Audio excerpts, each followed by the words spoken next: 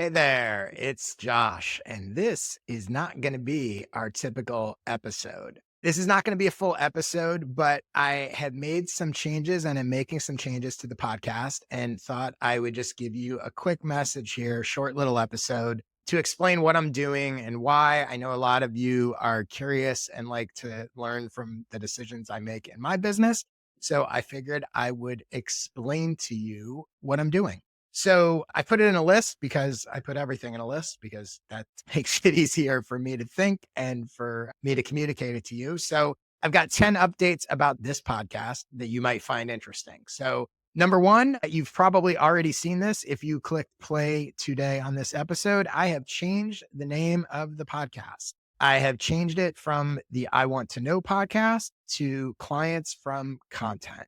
This podcast is not going to change a whole lot in terms of the content. We'll get into that in a second. But new name, new logo, new brand, all of that. Speaking of which, that leads me to the second update.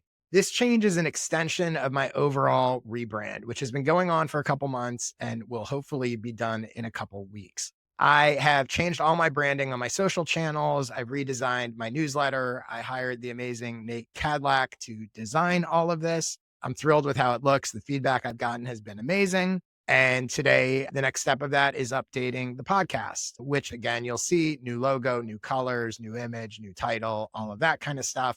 The final step will be my new website at joshspector.com, which hopefully will be live at the beginning of February, fingers crossed. And I'm thrilled with that and can't wait to share it with you. The third update I wanted to give you about this podcast is the reason why I've changed the name of the podcast, and I'm listening to my own advice for a change. I always tell people when it comes to titles and names to choose clear over clever, and realized I had not done that with this podcast. I Want to Know is a decent podcast name and it makes sense in terms of the concept of the show. The problem is my ideal audience would have no idea what the show was about or if it was from them based on the name I Want to Know. I'm focused on helping people get clients from their content. And if you saw a podcast called I Want to Know, you would have no idea that that's what it was about. Therefore, I renamed it Clients from Content. So if that is something that interests you, anyone who comes across and sees that title should immediately be curious to at least check it out. Will this have a big impact on audience growth, on people downloading and checking it out? I don't know. Remains to be seen. My guess is it won't make that much difference, but I do think it will, especially with my target audience. So we'll see. Again, as I recommend you do with everything, choose clear over clever when it comes to titles. The fourth update for you is don't worry, the content of this podcast, for the most part, is not changing. I have found this format of episodes where essentially people come on and ask me questions and I give them advice is an amazing showcase for my expertise. More on that in a second. And I know the audience finds it valuable. I enjoy doing it. And then also we'll continue to do the occasional flip the script episode with experts. So podcast content, basically the same, but the name and branding should better reflect what I'm doing here. The fifth update is about something that is changing with the podcast, and that is the way that I book guests, in particular, the guests who come on and ask me questions and essentially get free coaching and consulting from me. I've started to do this gradually over the past few episodes, but now it's going to, for the most part, become a policy moving forward. The guests that you hear come on my show and ask me questions will be my clients or members of my group coaching program, with the exception of flip the script episodes where I bring on experts because I want to pick their brains. That's a totally different thing. But one of the things that I realized was I was spending a lot of time and effort on the show answering questions from anyone that happened to have a good question and giving them not only essentially free consulting, but also exposure to my audience, which is a nice thing to do. And I love doing it and I love helping people out. And as you guys know, I share tons of free stuff as it is in my newsletter and social media and all that.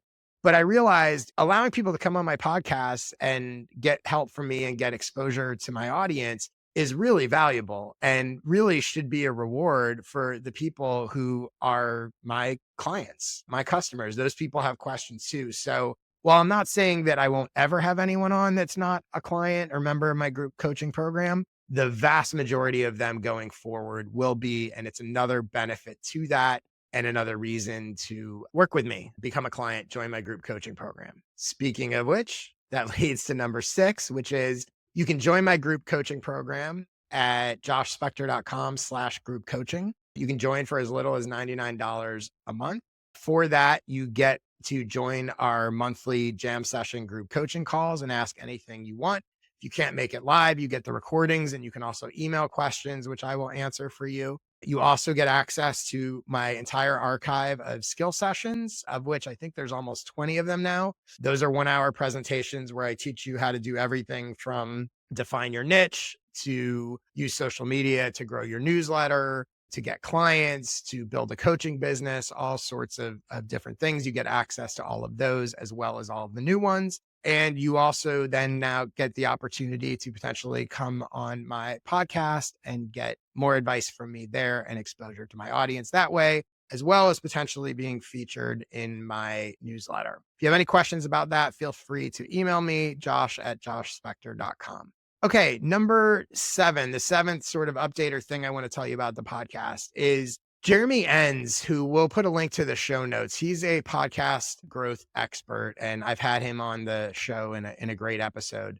I talked to him before I even launched this podcast, and one of the things he said to me was he said, look, a podcast probably isn't going to grow your audience, but it will grow your business. He told me that before I started the podcast, and I said, okay, sure, I get it, whatever. He has been absolutely correct. My podcast stats, which I'll share in a bit, the people that listen to this podcast are still a tiny fraction of my overall audience, but a high percentage of people who hire me, join my coaching program, become one-on-one clients, a high percentage of them are regular podcast listeners. It way over indexes. This podcast, and I think in particular, because of the format I've chosen to use, where it's not just me interviewing other people, it really is a showcase for my expertise, has been really powerful in terms of making people want to hire me and get more of my expertise for themselves. So I think Jeremy was right. I think that my experience is probably not uncommon. If you're thinking of starting a podcast, if you have a podcast and you're frustrated, the audience isn't growing that much, I think keep in mind that, a podcast done well is likely to do more to grow your business than it is to grow your audience. At least that has been my experience.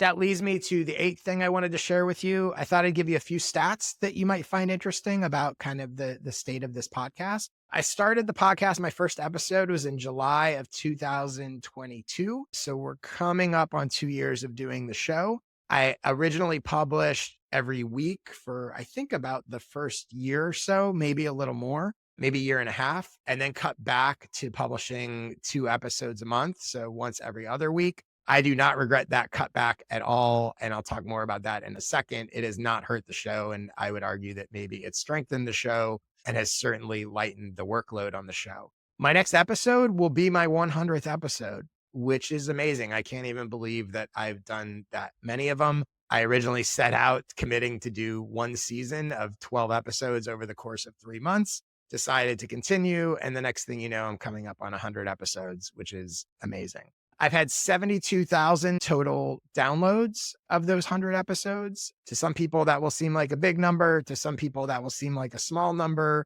To me, the number almost doesn't really matter. I check the downloads. I don't obsess over them. Again, I see that it's growing my business. I see that it's getting me clients. That's the metric that I really care about. Would I like more people to hear it, listen to it? Yeah, sure. Spread the word. I love it. I appreciate it. But I'm not living or dying by that number. And I'm thrilled that there've been 72,000 downloads. As far as what a typical episode gets, each episode right now typically gets between 600 to 900 downloads in the first month of its release. Again, that may surprise some of you, especially in the context of I have a newsletter that goes to 30,000 people and I have 30,000 followers on Twitter and I think 7 or 8,000 followers on LinkedIn. So you might look at that and go, oh, it's only getting 600 to 900 downloads. It's easy to feel like that's a failure. I do not feel like that's a failure at all. I'm thrilled with that number. I get great feedback on the show. Again, it translates to business. And audience growth on podcasts is really, really hard. But the people that listen become really, really connected to you and is really valuable. The other thing about these numbers, and this will be the 9th thing I want to say to you or share with you, is that the show is growing. my last 4 episodes have averaged 660 downloads each in the first month. That's up 109% from a year ago at this time when the episodes were only averaging 315. So that obviously is an encouraging number. I think that's because, again, as more and more people discover the show, a percentage of them are sticking with it. I also think I have gotten much better at promoting the show. If you get my newsletter, you'll see when new episodes come out, the format that I use to promote them, where I share a bunch of the highlights with specific minute timestamps. I started doing that maybe 4 or 5 months ago, maybe 6 months ago. As soon as I did, I saw an uptick in downloads. So I strongly recommend using that format to promote your show in your newsletter, on social channels. It led to a lot more downloads than when I would just say, oh, here's a new episode and it's about X, Y, and Z. I also think it's worth noting that a year ago, I was publishing weekly, and now, like I mentioned before, only publish twice a month.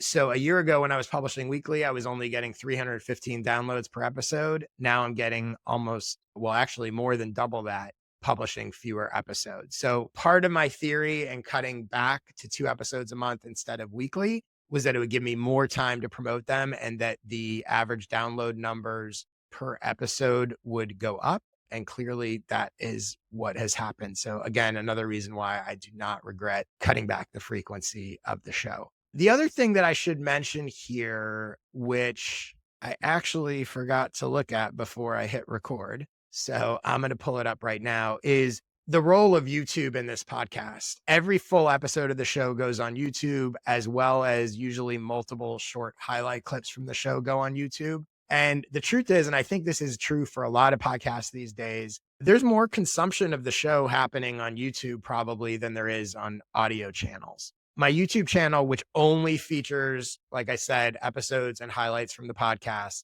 is now up to almost 4,500 subscribers. I have 418 videos on the channel. I've had 90,000 views in the last year, which is interesting. It means in the last year, which is about half the time that my podcast has been going, I've had 20,000 more YouTube views than I have total downloads for the entire history of the podcast in almost 2 years. So again, that shows you the degree to which YouTube and video is a key component of the podcast. I would also add that I am monetized on YouTube. So there are ads that run against it that just YouTube serves. I made about $1,500 from YouTube ads last year, again, all against clips of this podcast. So not money that I'm going to retire on. I'm not getting millions of views on YouTube. I'm not this massive channel. It's not a huge revenue stream, but it's something. And it's also driving, again, more attention and views than I get audio downloads.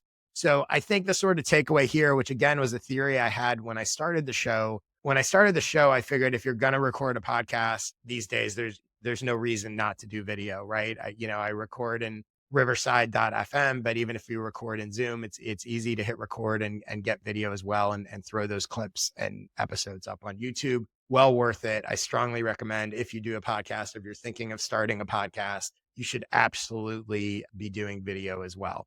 Okay. So those are 9 things. The 10th one is the most important, and that is I just want to say thank you.